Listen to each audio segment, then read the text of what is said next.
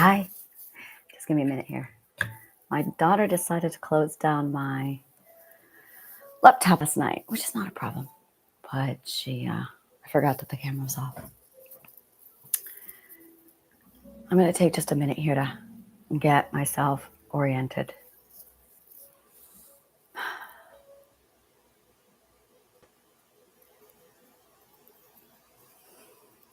Good morning. This is Anna Imagination with the Healing Garden, and welcome to Philosophical Coffee. I had an interesting day yesterday. It was New Year's, so after I did my morning show, I realized it was best for me to just not do any work. I did not feel good about yesterday's show, not at all. And it bothered me. I wasn't feeling well mentally. Like there was just a lot going on. And I got to about 7 or 8 o'clock last night, maybe 6. And I was going through some of my social media and somebody had messaged me there. It was somebody who had watched my show, and she was a phenomenal teacher. She explained to be gentle, and that some of the things I said, and she said it so gently. She said it so kindly. And she explained that what I said and the way I said it was hurtful, and that my work is so innovative and so different. People are starved, people are healing, people are hurt, and there's absolutely no guidance and direction. Psychologically, I know what that means very, very well. It means more than ever, people need guidance. And she simply added, we're healing too. And I thanked her. I acknowledged her courage for talking to me, and I appreciated it. And I informed her that I had heard her and that I would think very deeply about what she said. And then I put my phone down and I thought about my bitterness and my resentment, and it really bothered me. I do a process where I reverse engineer an emotion, and I was still not feeling well enough to do writing or any kind of research. So I used TikTok, and I used my TikTok to reverse engineer the process last night. It's all on my TikTok, which is awesome because it's documented now, which makes my TikTok officially permanent because it's now research. And I wrote down a series of steps that allowed me to trace back where the resentment was coming from. Basically, when you reverse engineer, you are looking for the parent to the creation. Bottom line, that's all it is. You are looking for the parent to the creation. I do not like to use the word child. I hate to use the word child. I did not like to use the word kid. I never in my life used the word kid. A kid is a goat. It is not a human being.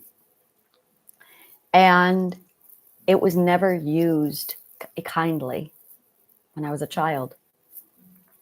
The word kid was derogatory. I like to use the word creation because the opposite of child is adult, not parent. It took me a long time to try and figure out the core to the word creation and parent. Mary Shelley's Frankenstein is what helped me with this.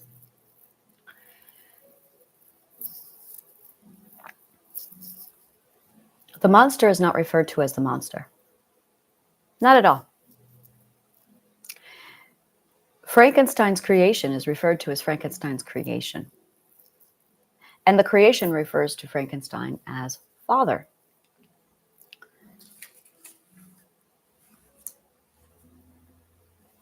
The word fell out of usage about 150 years ago.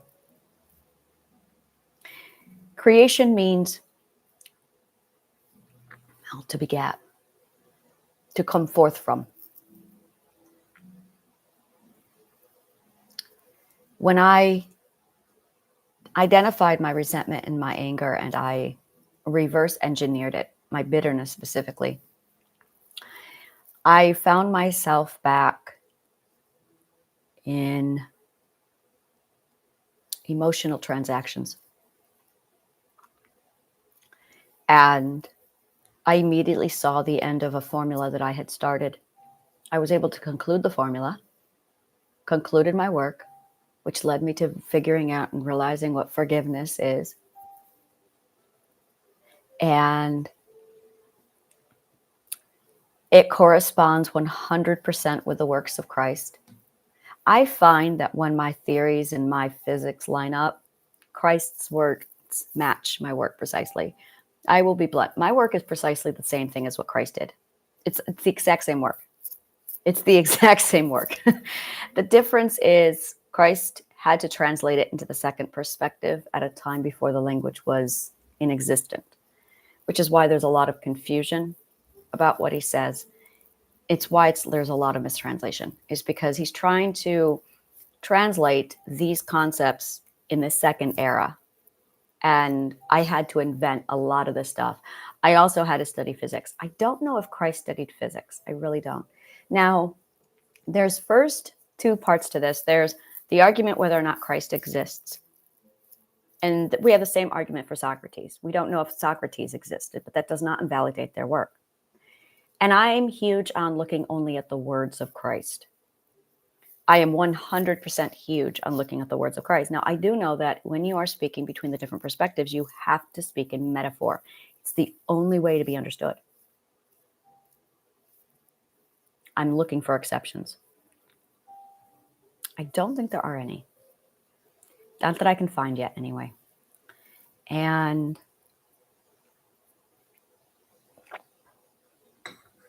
so he spoke in terms that everyone would understand. But it wasn't supposed to be taken literally. And when I broke it all down yesterday and it all fit together, I realized what forgiveness was. I realized what forgiveness is.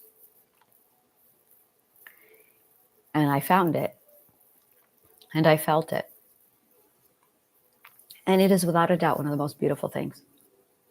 So in physics, there is something called optic physics. Optic physics is the physical study of how mirrors and light and our eyes, optic, all interact. It is how light behaves. I am the way, the truth, and the light. That makes sense now. So, the light. This is really, really important because this is the core of all of this. In psychology, we do know that how we learn is through the mimic, mirror, repetition response. I'm going to translate all of this for you, really, because I found a way to condense it all. We are mirrors. We are mirrors. Not metaphorically, literally. Literally, we are mirrors. I thought this was a metaphor, but the physics says no. No, we are very much. We reflect, we refract, we deflect. The four elements of mirrors and optic physics applies to us. We learn through reflection. When I say mimic, mirror, repetition, response, that is actually reflection in optic physics. So not only are we mirrors, but we learn exactly like a mirror would because we are mirrors. So the sooner you really sink this concept into you, it's going to change everything. Now, we talk about triggers, but there is one trigger that none of us ever talk about. the trigger of self-reflection. And that is really, really the big one here. The trigger of self-reflection is the biggest trigger there is. It is actually what is responsible for all of this. And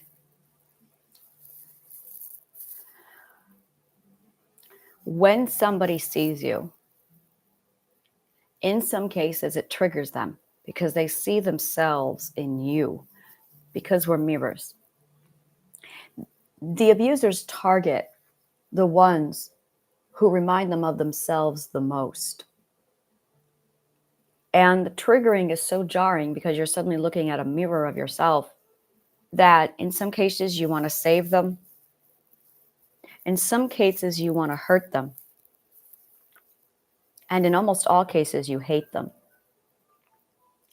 And the reason why is because we are mirrors and we wish we could save ourselves.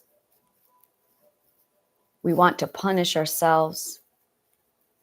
And we, most of us do, hate ourselves. And as a result, we project self-hatred, self-loathing, self-punishment onto somebody who mirrors us, who reminds us, where they see us and they go, this person is a mirror of who I used to be or who I am now. And because they have so much self-hate, they lash out, they project. They project their self-hatred onto other people. And that is why the abuser abuses.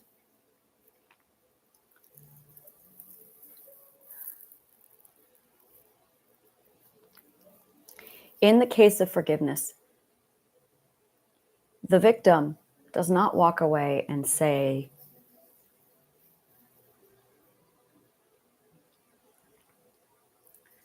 we are not the same.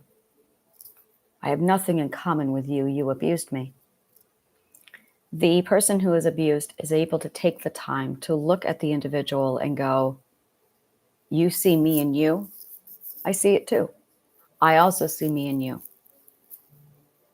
This is forgiveness. And then you have two choices. The abuser also had two choices.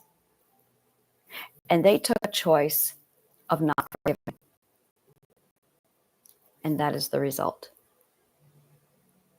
If you do not become a forgiver, you become an abuser. There is no option here. Because we are mirrors, and you are either going to feel bitter, resent, turmoil, hate, and you're going to spend the rest of your life trying to figure out how to not project your hate and bitterness onto other people who mirror you. Or you forgive. And if you don't forgive, your abuser is literally a future representation of you. If you do not forgive, your abuser is a spitting image of precisely the self-hatred and the resentment and the bitterness that you will take. Because there is only one way to work with a mirror. And because forgiveness has been so poorly defined, no one quite knows what it is. And then you've got a lot of people who abuse the word forgiveness and say you have to forgive. And in most cases, this is used to force people to keep them in a submissive position where they can be abused. So a lot of people, I was one of them, had a lot of resentment for the concept of forgiveness because it was something that was forced on them in punishment to keep them submissive.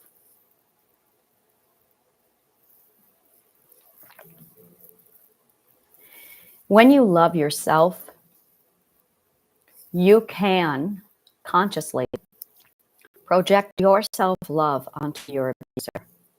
This is forgiveness. Ignorance was my abuser.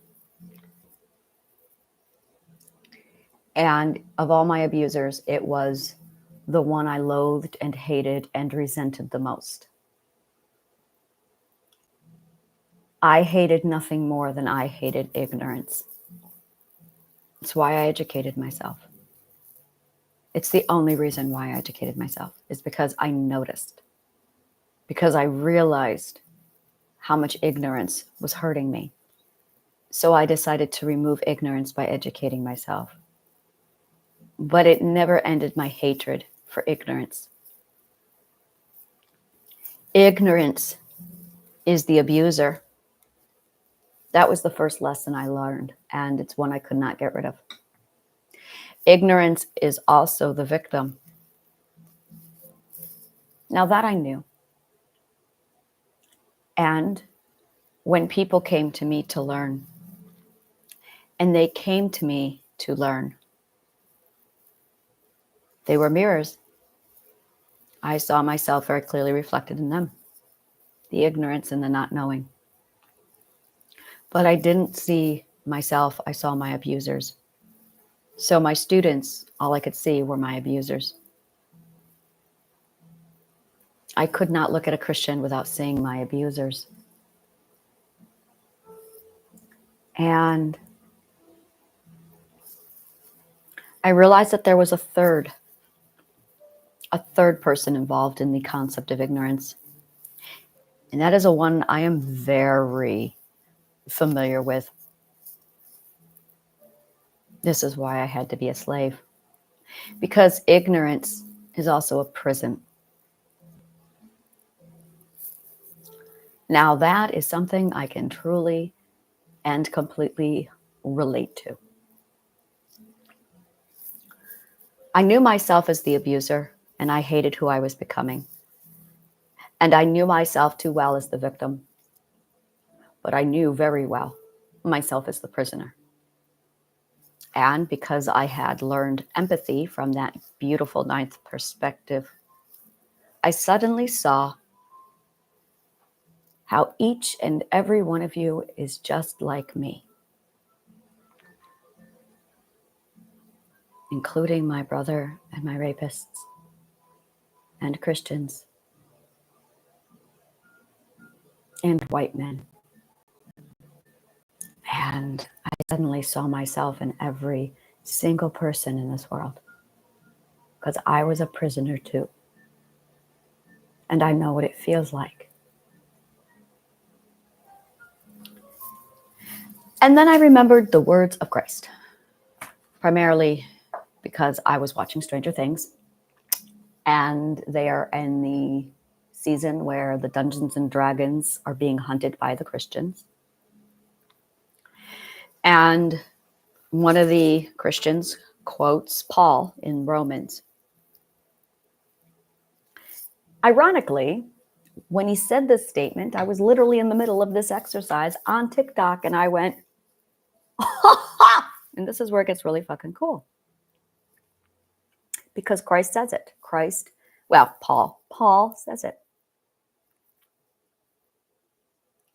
Do not be overcome by evil, but overcome evil with good. I can speak second perspective. I can also speak 12th perspective. So let me translate this. Evil means bitterness. It means hatred and resentment. Good means forgiveness, mercy, and understanding, and the projection of self-love. So it's literally, do not be overcome by bitterness, but overcome bitterness with the projection of self-love. And I went, oh, well, son of a bitch. There's a lot more to this, and I'm going to be breaking it down. Prior to that epiphany, I had another one. God forgive them. Oh, he may have said Father. They don't know what they're doing. And that's when I realized that forgiveness is mercy. It is not understanding. It is not acceptance. Forgiveness is mercy. It's just mercy. I love mercy. I am very, very well acquainted with mercy. Christ talks a lot about being merciful. And it never occurred to me that merciful and forgiveness are the same thing. And they really, really are. It requires understanding to be merciful. But forgiveness is the choice to see what your abuser sees. It requires empathy, which a narcissist literally lacks. It is the ability to empathize with your abuser, to see in you what they see, so that you can see how you are the same as your abuser. This is the key. This is the crux right here, is you must realize and see how you are the same. Because in your similarity, that is going to make you see their point of view, put yourself in their shoes. But this is the takeaway. That is your future. That is one of your possible futures. You are literally being abused by a future version of yourself. That is one direction you can take with it. You know what that abuser did not do? They did not do this. They did not do this process. So now when you are abused, you have a choice. You can do this process or you don't. And if you don't do this process, over time, you will become that. That is how narcissism spreads. That is how abuse spreads. That is your future. Because we are mirrors. And eventually, very soon, most likely in your children, you are going to see somebody who reminds you of yourself. And it is going to be so powerful that you suddenly hate them and you don't even know why.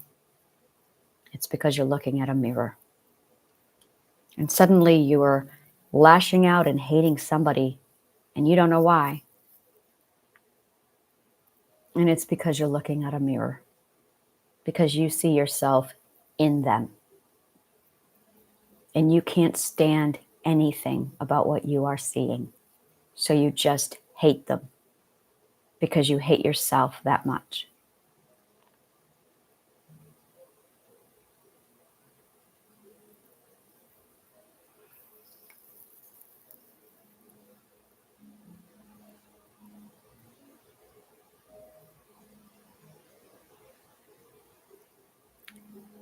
The only cure and fix to this is loving yourself now so much that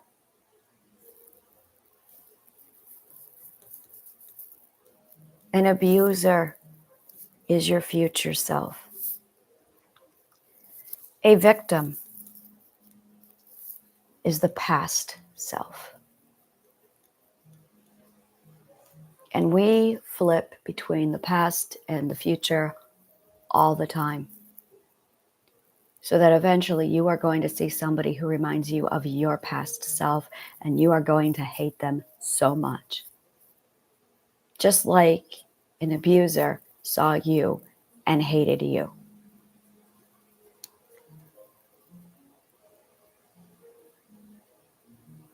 And if you remember, and if you see what they can see, to look at your own victim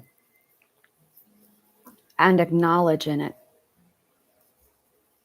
all the pain and everything that you used to do to survive and what you became in that moment in your past to survive. And learning how to forgive yourself. Forgive. Learning how to show mercy to yourself in that moment. And then when an abuser does look at you and realizes that you are a pressed version of them, And it's making the conscious choice that this is one of your viable possible futures, which is why they chose you. Mercy. It is the conscious awareness of pausing the event, not reacting, and then choosing to see how you are similar to people you just hate without an explanation, or people who hate you without an explanation and who abuse you, and how you are their mirror, or how others are your mirror. And then choosing to project self-love and mercy onto them. You're actually practicing self-mercy when you forgive. Now, there's a whole nother part of here going on that is the most extraordinary part of this, which will explain where abuse comes from. I talk a lot about something called the emotional transactions. Emotional transactions are how human interaction is made. It's how human connection is made. There is no other way. There is absolutely no other possible way to get a human connection than through emotional transaction. Emotional transaction is made up of 4 parts. Every year, we spend 3 months celebrating the emotional transactions. The first part of the emotional transaction is giving. Christmas. The second part is receiving. Christmas. The third part is gratitude. Thanksgiving. And the fourth part is opened invitation to come again. New Year's.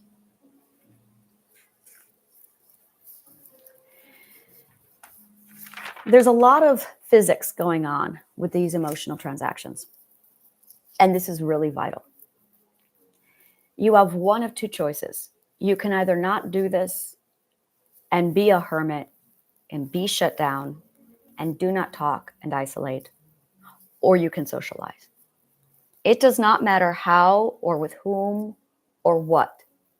This is every single socializing practice in existence. Every one. When you give, there is a lot going on in that single decision to be made prior to the giving. The goal is you want to connect. Bottom line, you want to connect. But it's going to cost you. It's going to cost you 2 things. You have a problem to whom it may concern. Authority is posing a problem, and it's going to cost you vulnerability. In order to connect to somebody, you have to get rid of your authority. You cannot connect with somebody if authority is there. It's not possible. You cannot connect with somebody if there is authority in the way. It just doesn't work. This is why our doctors are so cold.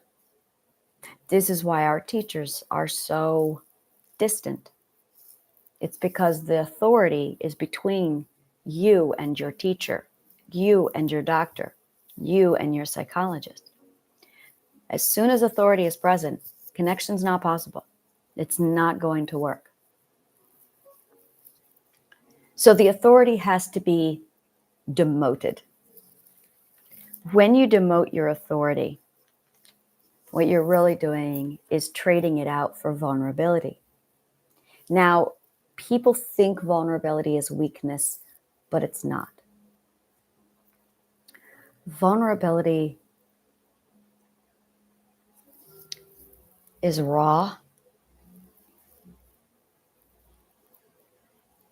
It's authentic. It's your truth. It's who you are. Those are the adjectives of what it is, the characteristics, but that's not really what authority or vulnerability is. What vulnerability really is your submission. That is what vulnerability is, your submission. Every time you give, whether it be a word, you are seeking to connect, and that costs you your submission. But you cannot submit unless you demote your authority. So giving is really the demotion of authority and the submission of vulnerability. It is a very intimate process, highly intimate. This is what's going on with the giver. Now, the receiver is given a choice, the choice of consent. This is important. The receiver has the ability to decide. Bids for connection. Thank you, Gottman Institute. Am I going to reject? Am I going to receive, accept, or am I going to ignore? Whatever the receiver decides, it's consensual. And when the receiver decides to accept, they start part 2 of this process. Then gratitude is gifted back to the giver, and the giver gives back the open invitation to come again. And a door is open. It is literally the opening of the door. And there you have the complete transaction of human connection. In the case of abuse, this is still happening, except it's not happening with the receiver's consent. Actually, it's not happening with the giver's consent. The giver has been violated. That is really where abuse steps in. It non-consensually forces giving and or receiving onto either party. So whether you like it or not, most likely you won't, you are being forced to connect with a human being. You did not consent. It is a violation in the tallest order because it is non-consensual connection. The problem is you're not about to say thank you, and you are not about to say, please come again. So the trauma is actually getting stuck permanently in this emotional transaction for the rest of your life, or until you close the transaction. But how do you close a transaction when it's a non-consensual transaction? Forgiveness closes it. This is how. With the demotion of authority and the submission of vulnerability, in the case of abuse, the authority has been stolen and the vulnerability has been forced. As a result, the giver loses their authority by choice. In the case of the abused, the authority they think has been taken away. The only way you can surrender your authority is through submission. There is no other way. The only way to practice authority is by giving submission. The only way to demote authority is by giving submission. So when you are in a transaction with somebody, the real power is choosing the relationship between your authority and your vulnerability. And this is really only the true power. This practice returns authority to the giver, but it's going to cost you. You have to give your vulnerability. You have to submit. When you find yourself in your abuser, when you realize that yourself is reflected in the abuser, which is why you're being abused, what you are really doing is giving your vulnerability. That's really what you're doing. This is not something you literally have to do with your abuser. This is a thought process that you need to understand in yourself only. This is highly effective if you just know it and if you just internalize it. This is not for you to call anybody up and anything. This is between you and yourself. It is the understanding that in order to see the vulnerability, to give it to them, the true vulnerability is acknowledging the vulnerability of how the two of you are the same. And that's truly it. It is acknowledging your similarities. And in acknowledging your similarities with each other, the connection's already made. It's just not consensual. But you're making it now consensual because you are seeing the similarities between the two of you. And when you do that, you take back your authority. You take back your power. And when you do that, you turn your abuser into your teacher.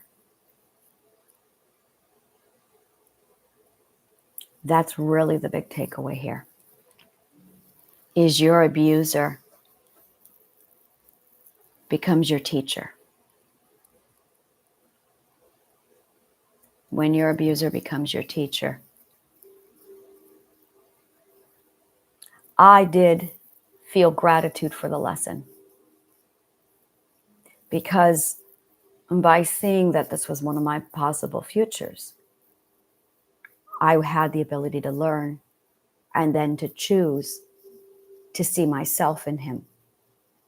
That way I could finally choose something different and better for myself. Oh, you're abusing me. You see me in you? I see. I am like you. And apparently, if I don't take care of this about myself, this is definitely one of my possible futures. I see that you did not make this choice for yourself. Thank you for showing me one of my possible futures. I will be choosing differently for myself. And in that particular moment, when you choose something different, when you choose to turn this into a lesson, when you choose to turn your abuser into your teacher,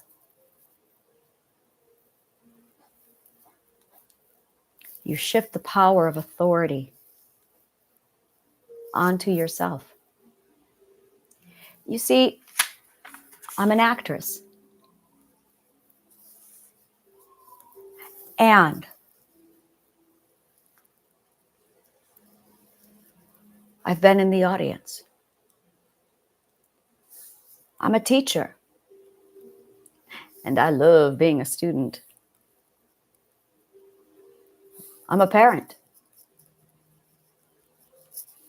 And I have 3 creations.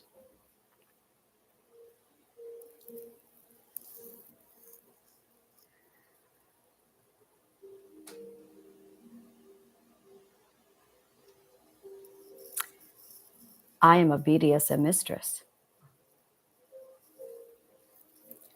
And there is one thing I am very familiar with when it comes to authority, power, and control as a mistress. That the real power lies with the sub.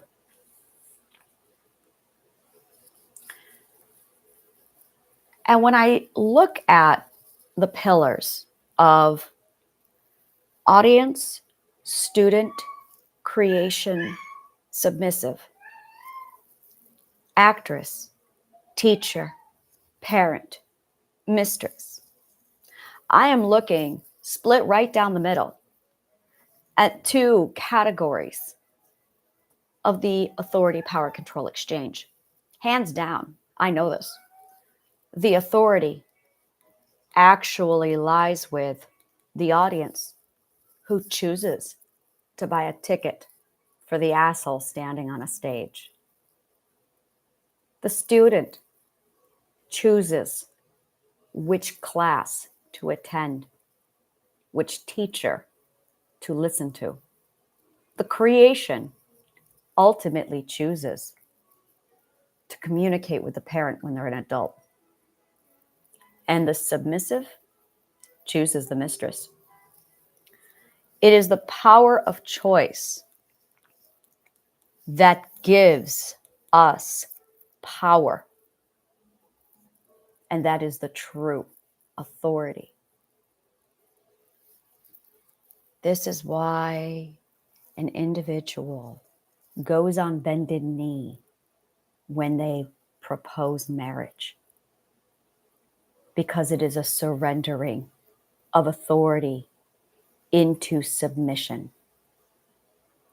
When somebody, I'm going to use a submissive here specifically, chooses to become a submissive, they are handing their power. No, yes, they are handing their power over to the mistress. But they still have the authority to say no, the authority to say you, the authority to say yes, the authority to walk away. This is exactly how the dynamic works. With an audience and the stage, it's the same transaction. The audience chooses to sit and be entertained. Equate it to a TV remote in your hand. Now, the television studios can put whatever shows they want on, and they're going to do whatever tricks they can to lure you in because you have the power. The remote is ultimately in your hand, which makes the viewer the one with the authority and the power to turn it off, change the channel, or keep it on. It's the TV studio's job. They're the ones who don't have the authority or the power. Now, in the case of the student in the creation, this is where teachers force students, teachers abuse students. This is where parents abuse creations. And as a result, students and creations are growing up abusing their teachers and their students, their students and their creations, because that's what they were taught. And rule number one, we are mirrors. We are mirrors.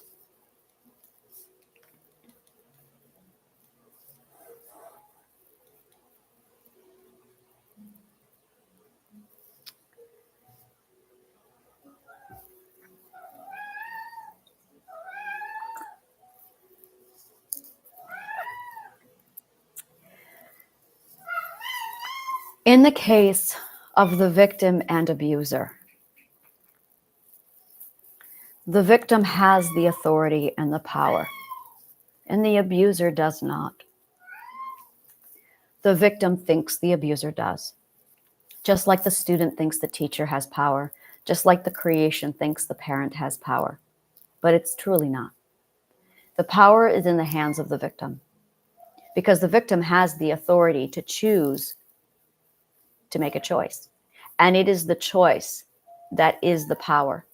It is the practicing of the choice that is the authority.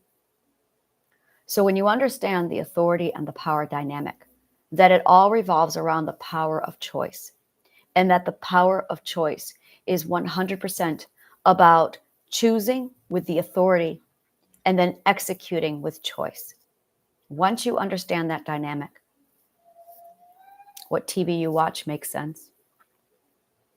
How you are as a student and as a teacher makes sense.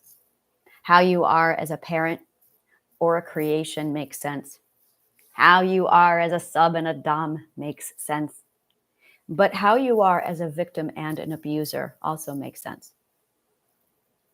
And when you decide to turn your abuser into a teacher, you become a student instead of a victim, and you regain your authority. You get back your authority, which the abuser took from you. So forgiveness is the process of switching the roles of victim and abuser into teacher and student. And in order to do that, you have to remember that we are mirrors and that you must project your self-love onto your abuser by recognizing that your abuser is a future version of yourself. And that is one option. If the abuser, if you choose not to do different than your abuser, because your option is either forgiving or becoming a future version of your abuser.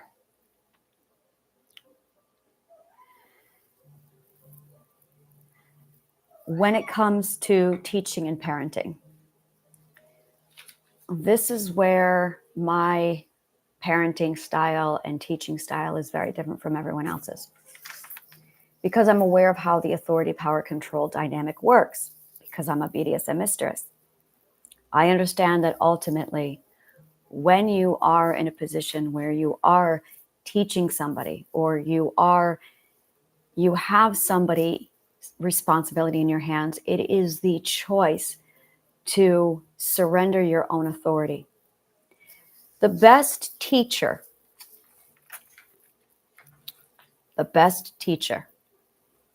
is always mimic, mirror, repetition, response, setting an example.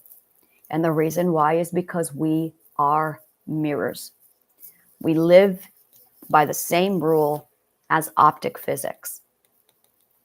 We reflect everything. If you forget this, everything suffers. Do not forget this. This is so vital. We are mirrors, and we are constantly seeing and reflecting ourselves in others. Courage is your relationship to vulnerability. It is your relationship to fear. Ironically, vulnerability really is power. It is raw power. That is what vulnerability is.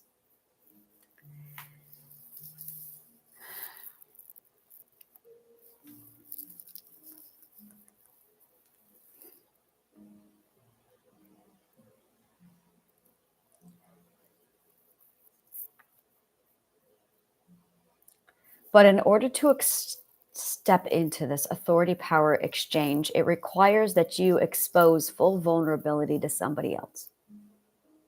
And when you do that, it is absolutely,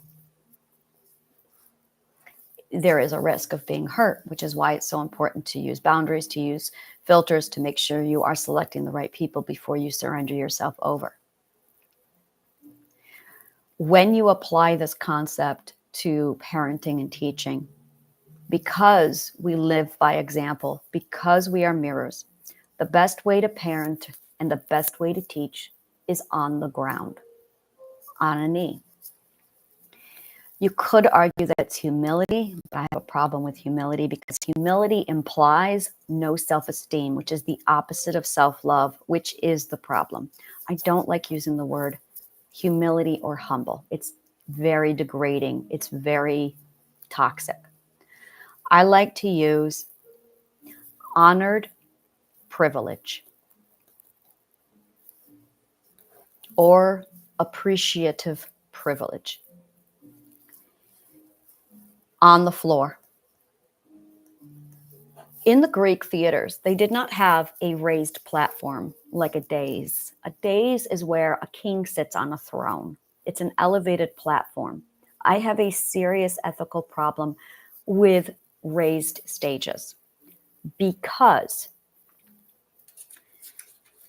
the actor, the actress, the stage, the teacher, the podium, the pastor, the parent is already in a position of authority, and they are already at the advantage over the audience, the student, the victim, the creation, the sub. So by putting those people on a platform, a stage, a dais, elevates their already superior authority, their advantage, and raises them up even higher. It's very condescending and it's very intimidating. The best way, and the Greeks knew this, the best way is in an amphitheater where it is the actor and the teacher who stands on the floor while everyone sits in the stadium around you, looking down at you while you teach. This was done on purpose, 100% on purpose. This is why the Globe Theater was designed the way it was. It was because they were consciously aware of the authority and the power that was being exchanged. When an audience member decides to buy a ticket to a show, in most cases, you're committed for 3 hours. You are now submissively at the mercy of hopefully being entertained joyously by an actor and a stage. But in most cases, if you don't enjoy the show, you have to get up and walk, and now you're out of the money, which means an audience has consented to the vulnerability. They have consented at being at the disadvantage. And this is really it, is we are talking about advantage and disadvantage. The offensive team and the defensive team. And when you start looking at authority and power as this, now authority and power is not disadvantage and advantage. Authority is the choice and vulnerability is the disadvantage. So authority is exercising your power to choose if your vulnerability is going to be at the advantage or the disadvantage. And if you choose to be in an audience, if you choose to be a student, if you have a child or if you are a child, that child is automatically at the disadvantage. Which means if you really truly want to be heard, seen, loved, revered, respected, you need to submit yourself, give up your authority or set it aside, which is removing your advantage. Put yourself in a lower position, in a submissive position, and learn how to teach from a submissive point of view. I cannot express that enough. Learning how to parent from a submissive point of view. Learning how to dominate a sub from a submissive point of view. Learning how to give theater, stage, entertainment from a submissive point of view. We do this by using gratitude. We use this.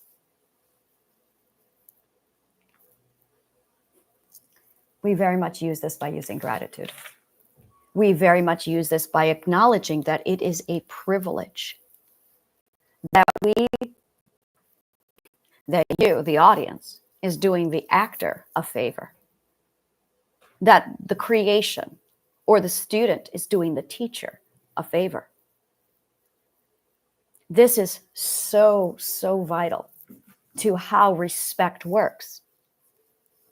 This is vital to how we learn. Now, in the case of teaching today, we have this practice of taking our children by force and getting them into a school and putting them in this submissive status all day long. My daughter was crying last night because she had to go to school today, and they are that abusive at the school. And there's no choice that we really have at this point. This morning, she was crying. By force, so says the law, she's going to a place where she's going to be abused most of the day. She is going to be put in a position where all these people who are at the advantage because they're adults, because they're older, are now going to be on a stage talking down to her in a condescending manner. And she is not allowed to defend herself. She has to take it. She has to endure it.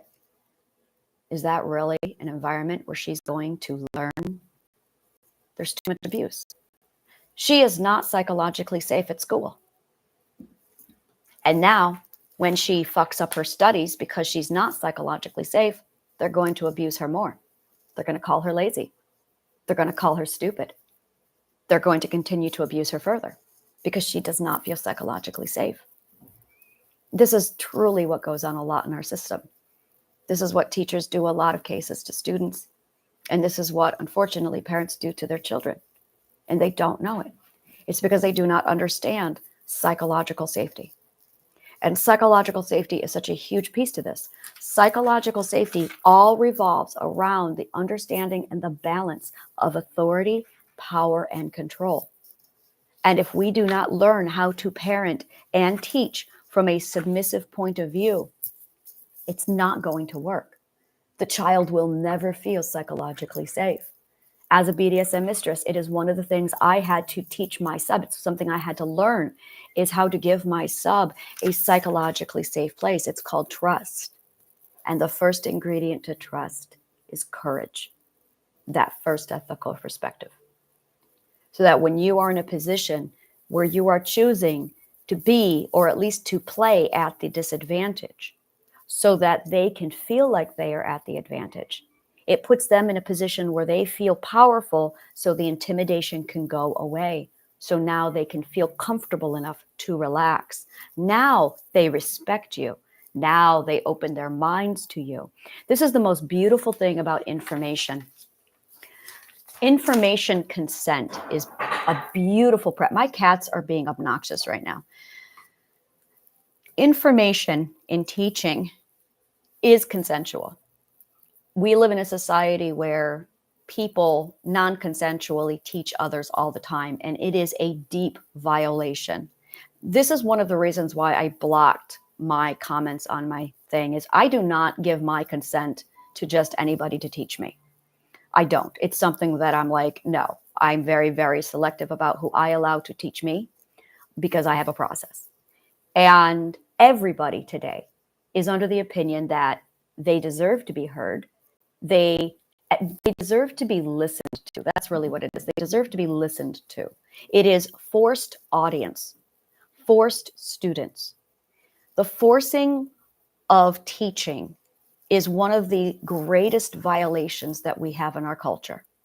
And it is so normal and so common that we're being violated left and right. We enter into a conversation and abused people think they have to endure a lecture. We are raised on this, where we don't feel safe. We feel at the disadvantage. Our authority has been taken away from us and compromised. And our parents feel that that is the time to lecture us. And I remember, every one of us remembers being lectured by our parents. And we would just sit there and think, I hate you. I hate this. I don't agree. You're wrong. You don't know anything about me. You're not even listening to me. I don't respect you. And then, do you understand? Say you understand. Now they're forcing me to speak. I remember very clearly having that done to me. It is literally a violation of my authority. It is not consensual. It is a form of rape. It is non-consensual human interaction. That's really what the word rape means. It is non-consensual human connection. And when a teacher or a parent forces their children to be students, when the child does not consent, that is what's going on. That is exactly what's going on, because of how authority and power control is absolutely exchanged through giving, receiving, gratitude, and the openness at the end. That is the transaction of human connection. And because we are not aware of this, teachers are not allowing the consent from students. Every time our children go to school and they don't want to be there, there's no consent being taken place. Every time we force our children to listen to one of our lectures, there's no consent. It is non-consensual human connection. They are not going to forgive us for that. They're not going to, I can't say that. They're going to remember that. That's really where the resentment comes from. It's the countless lectures that we grew up having to listen to. I still had that resentment for so long against my parents for forcing me to listen to their teaching. I will be somewhere and someone will leave a comment and then they will correct and they will go through it. I don't have a problem with criticism when it's done in a proper way. I have a problem when it's done randomly in a place where I did not consent, which is why I don't allow comments on a lot of my material. It's because I did not consent to feedback. I take my videos and I send them off to my psychologist friend and we discuss them. That's what I do. Believe me, every video gets evaluated, which is why my teaching and everything gets better, is because I self-evaluate and I have professionals helping me with this. That being said, non-consensual teaching, non-consensual lecturing, non-consensual guidance is a huge violation of human connection. And it leaves such a significant amount of pain and trauma behind that no one talks about. The philosophers knew this, which is why they invented the way to teach. It's why they invented the way to learn. To learn, the very first rule is the way to teach. The very first rule is Socratic method, which is a process where you ask questions. Open mind and abandon all prejudice. To have an open mind is to set aside your own opinion, to simply objectively is key, observe and examine without any predisposition. Being objective is absolutely being without prejudice. And it is vital to learning. But in order for any of this to take place, you must be in a position where you want to do it. It must be consensual. And the other piece is listening. Not so much listening, but just being quiet.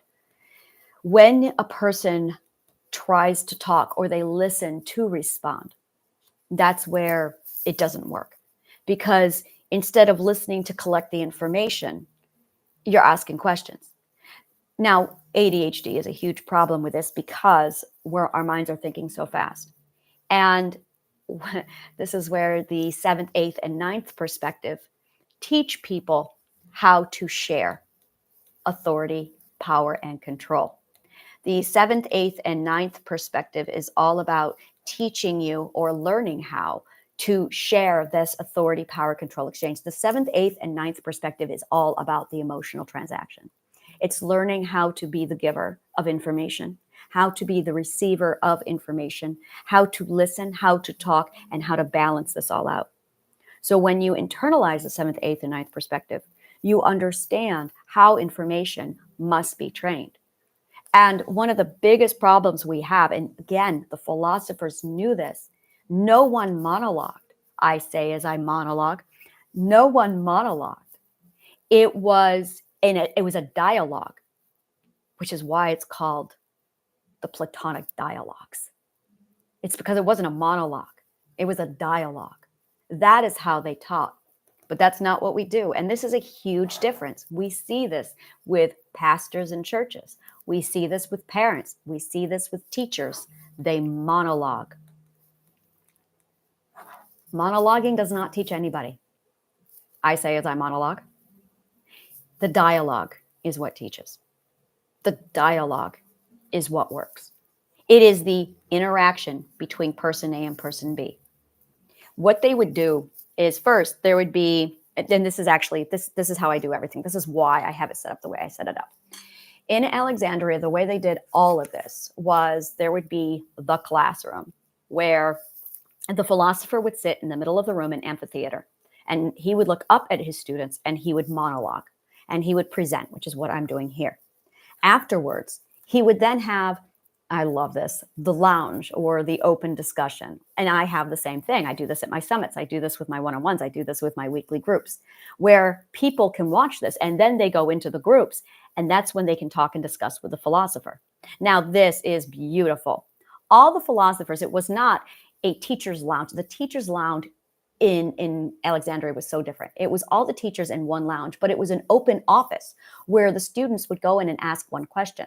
Now, you had literally philosophers from every profession, every field of mastery, and everyone practiced Socratic method. So the child would come in, the student would come in and ask the question, Socratic method, and then the philosophers would not answer the child. Oh no, they discussed. They would enter into a vast debate and hypothesize the question. And the scientist would give his answer. The physicist would give his answer. The theatrical person would give their answer. The comedian would give their answer. And they would examine the one question from all the different points of views. And when they were done, the philosopher would look at the student and say, so what do you think your question is? No one would ever actually state anything. It was all a series of Socratic method questions, because when you ask a question, you are vulnerable. When you tell a statement, you have the advantage. This is again back to the authority, power, and control. When we choose to have children, this is precisely what is going on, is we are immediately entering into the exchange guaranteed of authority, power, and control. Our children, every one of us, are born with two things that we are completely unaware of, called autonomy and authority. These are ours.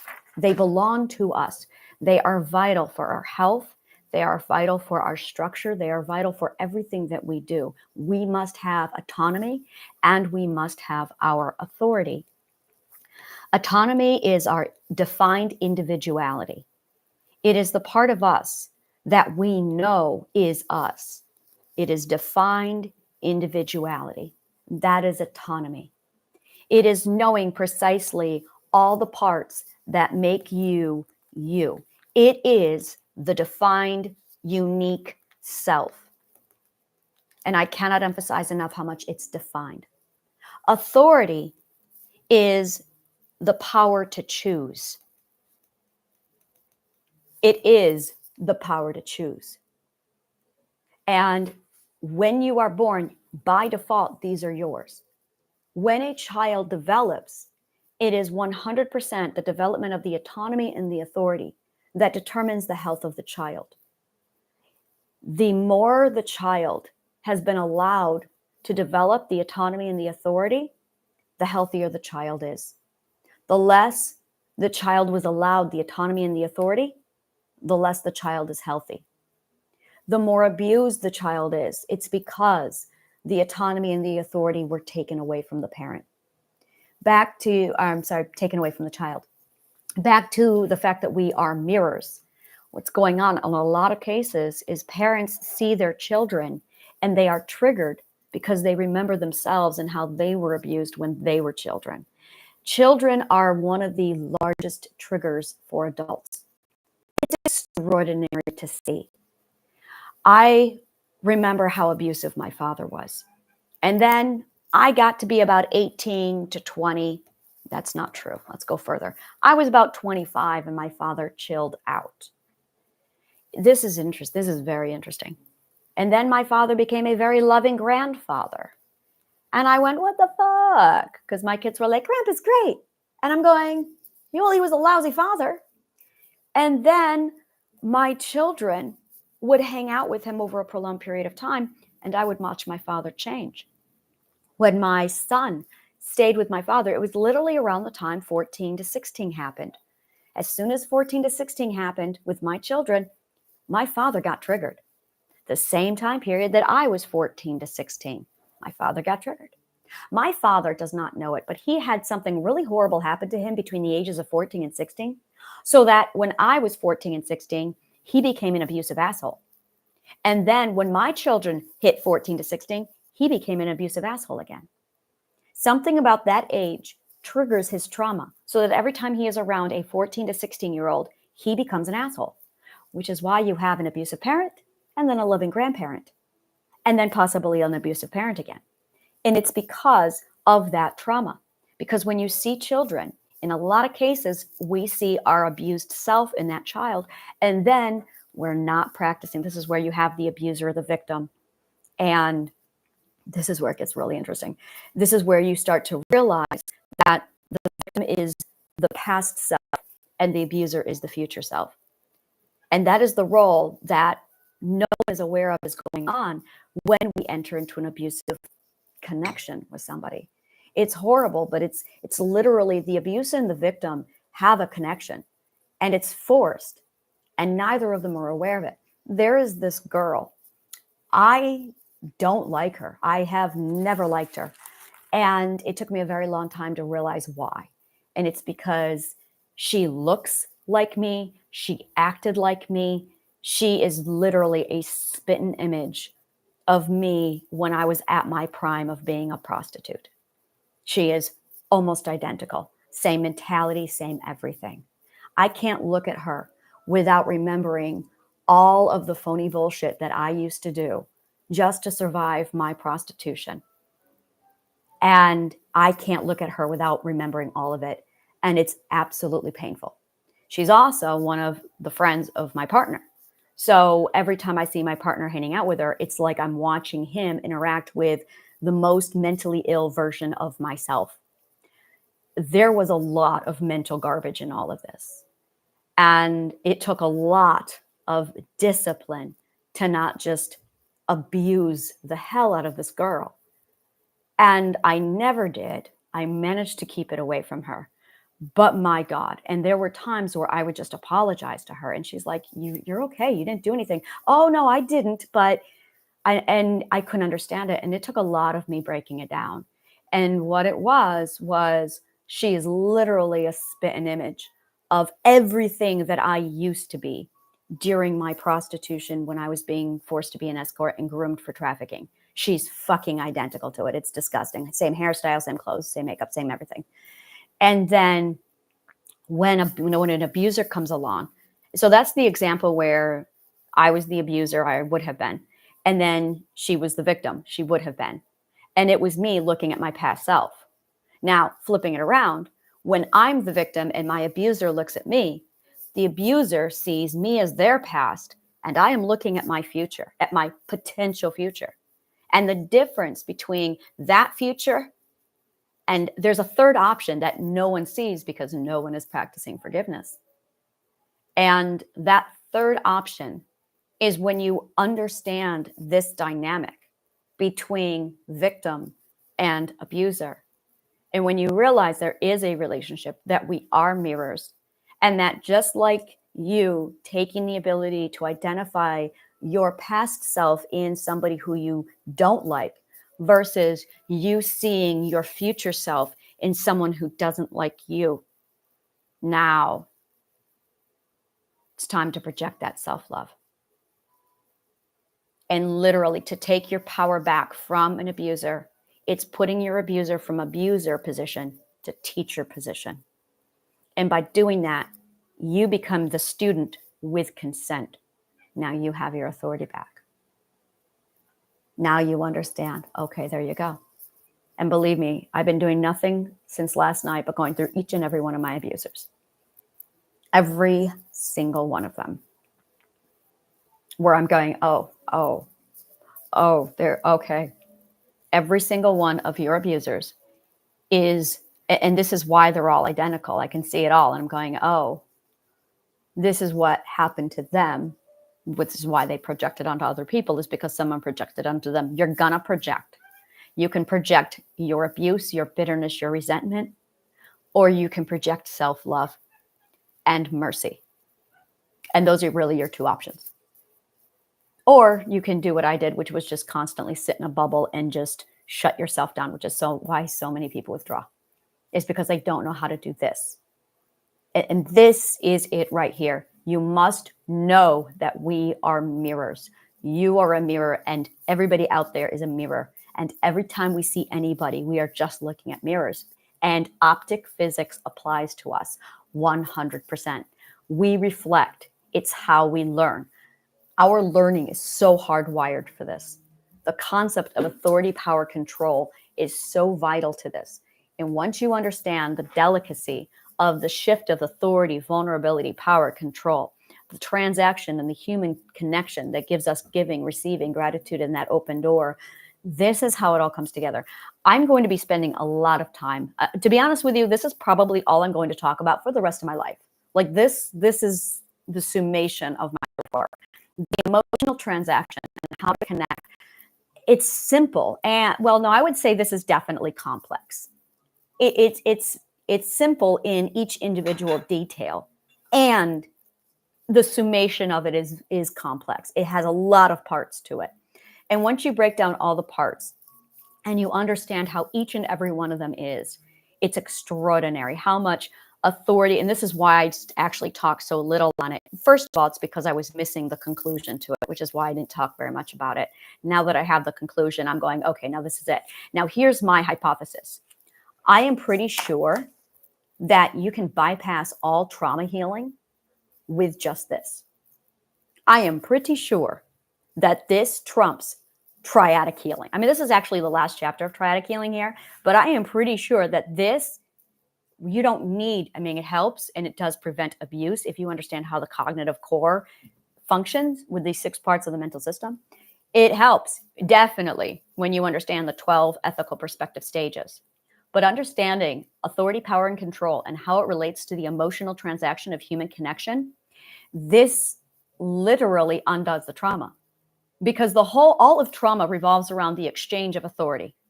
All abuse is about the exchange of authority.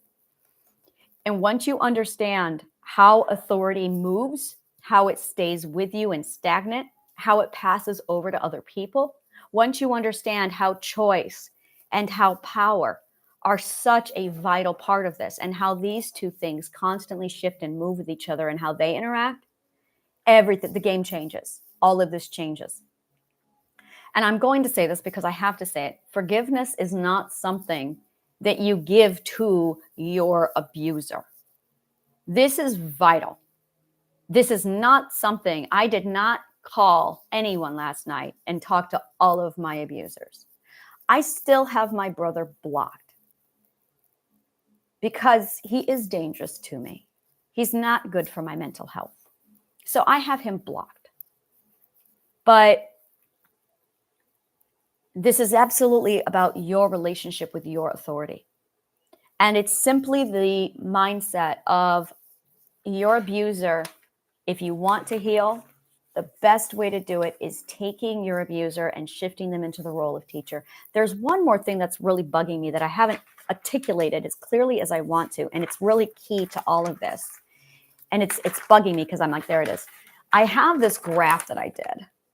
And one of these is, yeah, this is the powerful side, and this is the vulnerable side. And so you have your powerful side, you have your vulnerable side. And when the abuser first abuses you, they are on the powerful side. So when you decide to take your abuser and shift them to teacher, you're actually moving them into the vulnerable side. And that's how you take it back.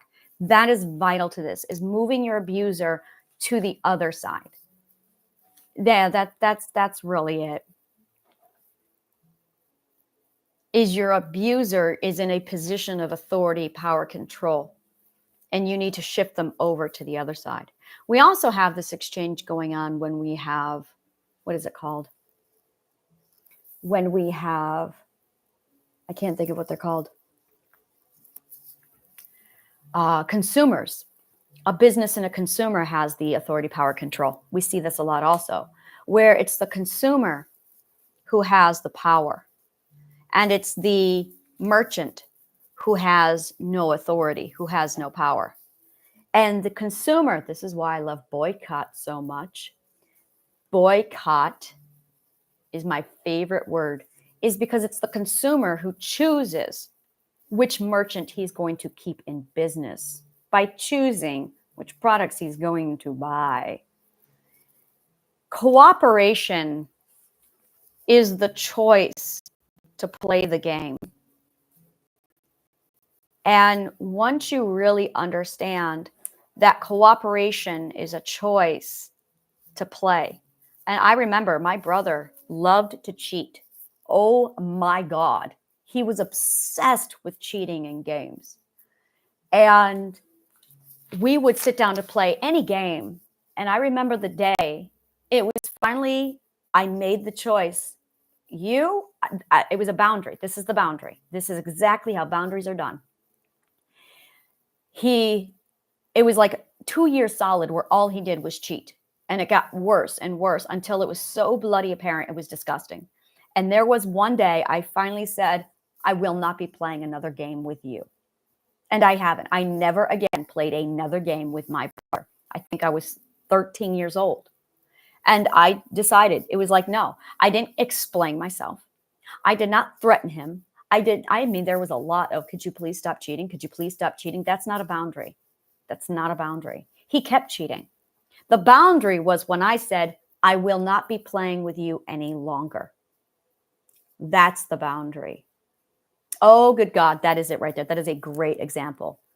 I will not. That is the boundary. It wasn't, could you not cheat? Please stop cheating. Don't cheat. You are cheating. Those aren't boundaries. Asking him to not cheat, telling him to not cheat is not a boundary. I will not play with you anymore. That's a boundary. It is the choice to change. It is the choice to take action. A lot of people think the warning is the boundary, and a warning is not a boundary. The warning or the threat is just, it's moot. It depends on a lot of different variables. One of the variables that it depends on is whether or not the person is even open to learning. But now we're talking about authority, power, control again. And if they think they are in a position of authority, it's like, and here's the thing, is who's in charge? This is it right here, is the teacher thinks they're in charge. They think they have the authority. The parent is the one who thinks they have the authority. Cats in the Cradle. Oh my God, that song is a great example of this. The whole song, Cat's Cradle, Cats in the Cradle, and the Silver Moon, Little Boy Blue and the Man in the Moon. When you coming home, son, I don't know when, but we'll have a good time then. The whole song is a boy who wants to play with his father, and the father never has time for the child.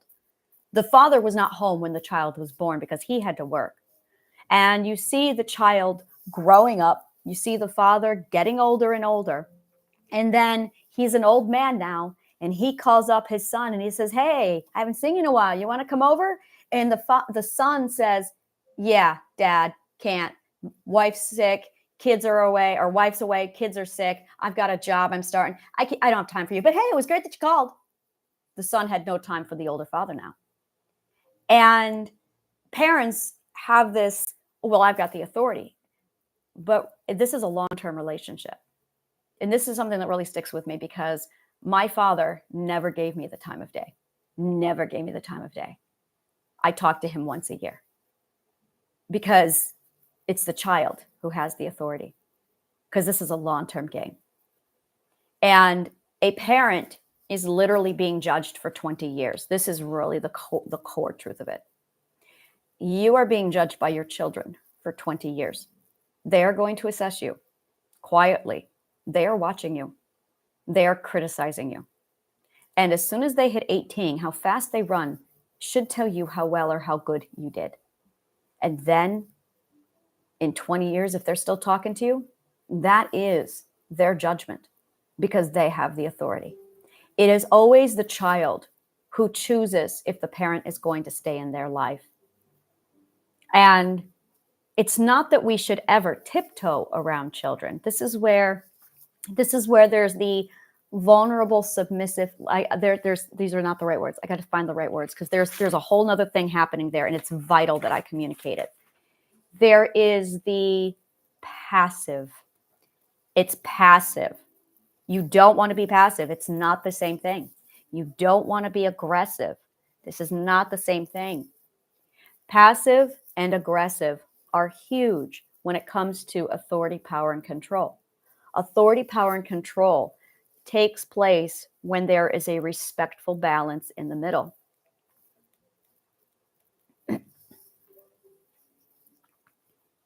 I'm sorting this all up in my head because it's the vulnerability.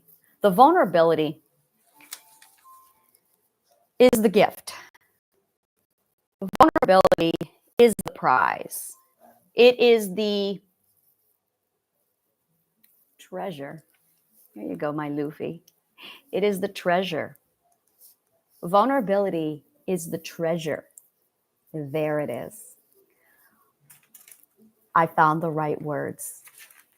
There you go. There it is. I need to sit with that for a minute because that's it. Vulnerability is the treasure.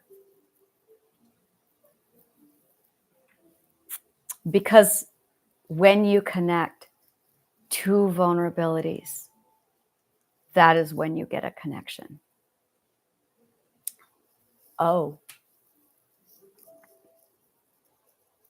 Yeah, a whole lot of stuff just made a whole lot of sense, and I just need to sit with it for a minute.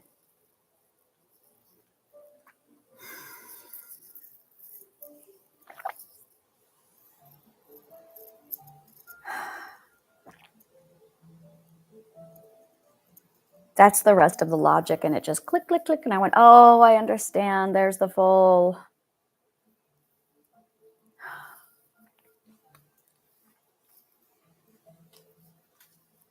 authority, power,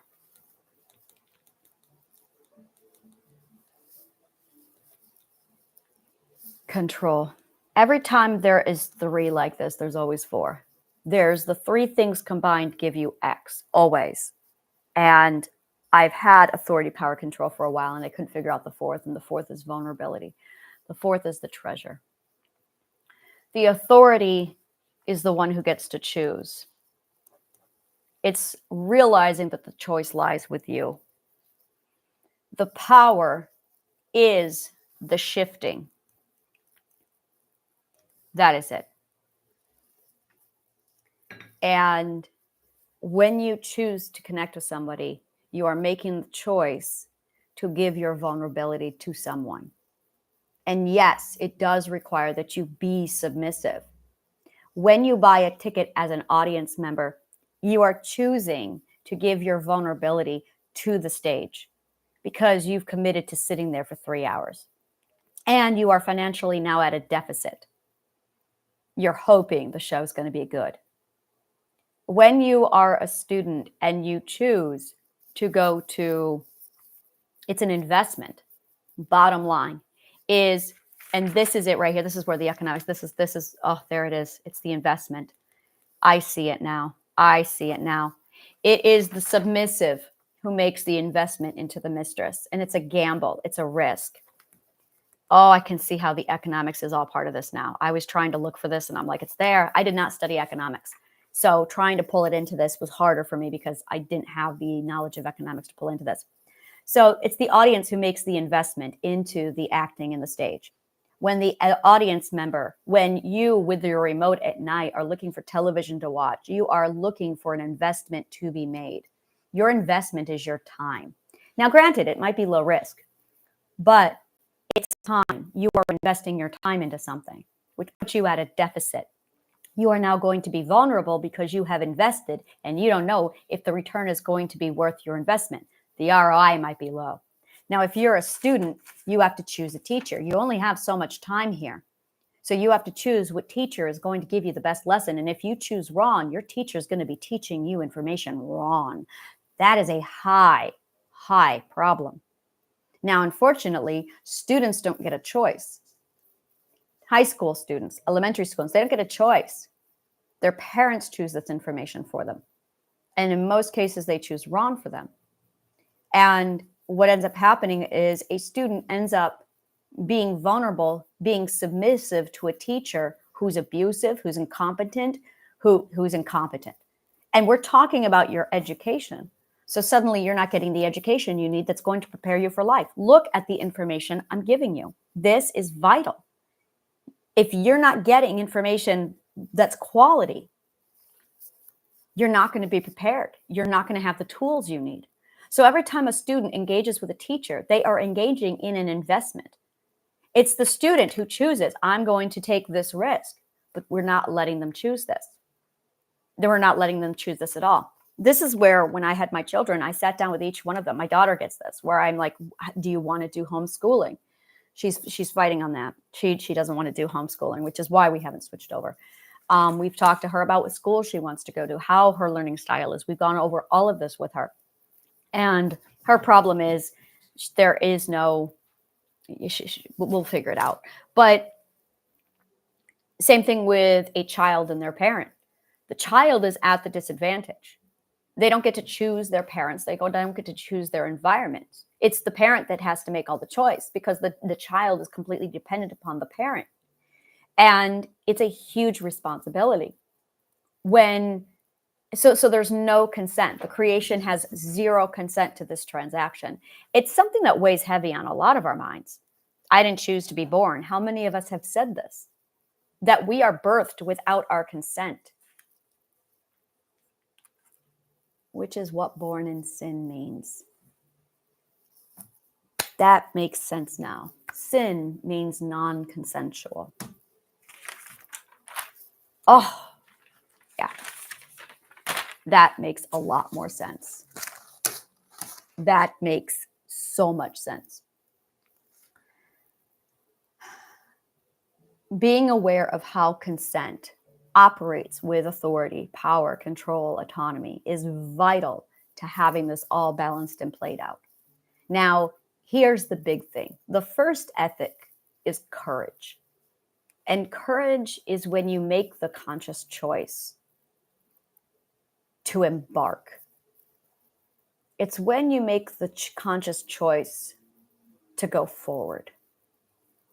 It's when you make the conscious choice to change, to venture into the unknown, to define the self.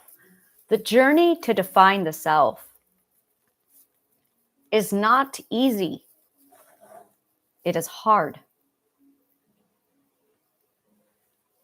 And having the ability and the courage to define yourself is to embark on all of this. It's to see where your authority, your autonomy lie. It is where and how yourself will be defined.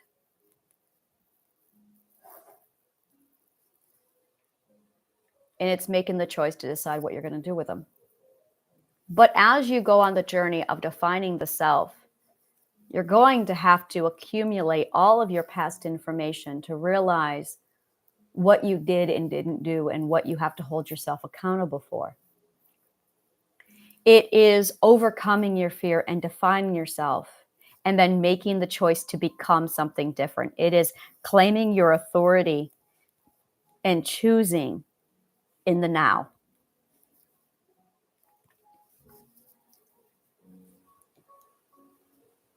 And then it is consciously selecting a different path for yourself to create a future self, a future defined self, so that you know where you are going, what you are going to be doing, who you are going to be in the future. And having the courage to sift through your wrongs, having the courage to sit down and face your own demons. And here's the thing, the demons you are really facing is your own self wrongs. And that's really what no one's talking about when it comes to the healing journey. You're not going to be confronting your abusers. You're going to be confronting the abuser in yourself, because you have to accept the fact that you do and did abuse. You have to accept the fact that you can and most likely will abuse others, and that you do have the power to change it. That's really what the journey of the self is. That's really what healing is. It is you morally facing the fact that you were abused because someone saw themselves in you, and that you abused others when you saw yourself in them. And it's facing them, answering for your sins, answering for the times when you were non-consensual with others, answering for the times and explaining yourself and processing what you did. It's holding yourself accountable on such a level. It's literally a face-off with the self. Because at the end of the day, you have to live with yourself. And if you cannot practice self-mercy, self-compassion, self-kindness, and then make the conscious choice to change, then you won't be able to complete the journey. Most people don't start it. Most people can't see it through. Because our pasts are filled with everything we did wrong to others and to ourselves. Because we are all just mirrors.